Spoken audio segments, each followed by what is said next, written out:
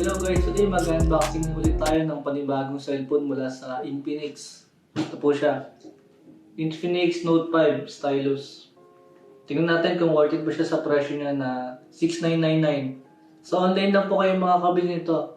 Wala po yata siya sa mga store, sa mga SM or saan man. Tingnan natin kung maganda ba siya or ano, pangit.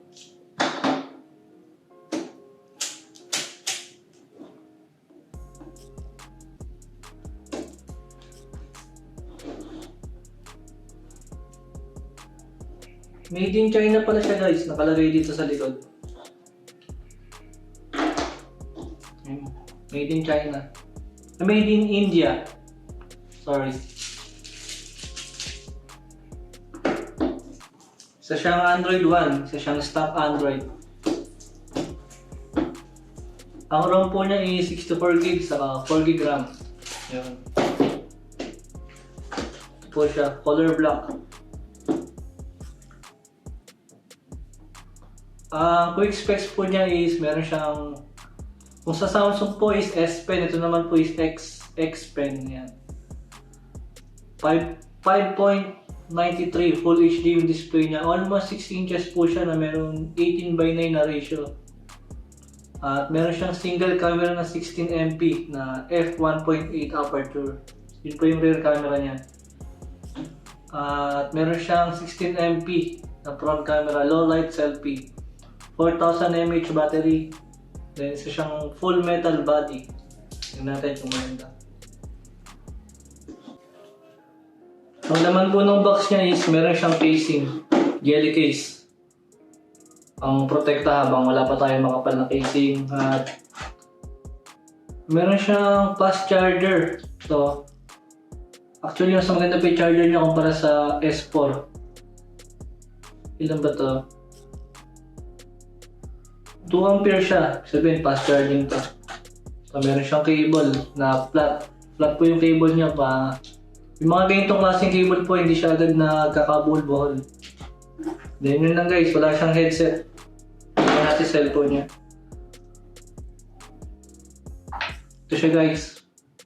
Siyang stock Android, kaya okay din siya. First impression guys sa kanyang build quality, mukha siyang matibay. Mukhang tibay-tibay niya. Mukhang kahit ipukpok sa atin to, medyo masakit. At ang solid po niya, ang solid niya. Metal na metal po siya. Yan, meron siyang headphone jack, tsaka charger, and micro USB siya na merong speaker sa baba, tsaka ito pong X Pen.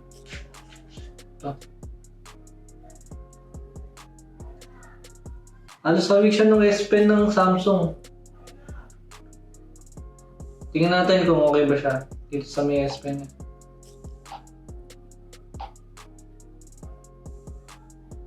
Meron din siyang button dito. Hindi ko lang alam kung para saan siya. Ano naman okay siya guys? So, nagkakalaga ng 6,990. 4GB siya. 4GB na 64GB. Testingin natin yung camera niya kung okay. Testingin natin dito.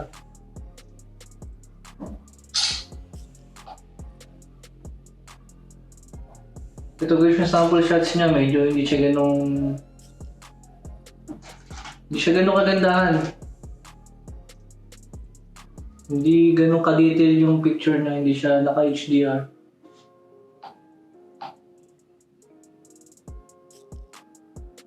Then yung guys, yung quick unboxing lang ng Infinix Note 5 Stylus. Ito po siya. Kakalaga siya ng 6,990 sa mall. Siyang stock Android na meron 64GB at 4GB RAM. Sa next video natin, testing natin siya sa gaming, kung okay ba siya sa gaming.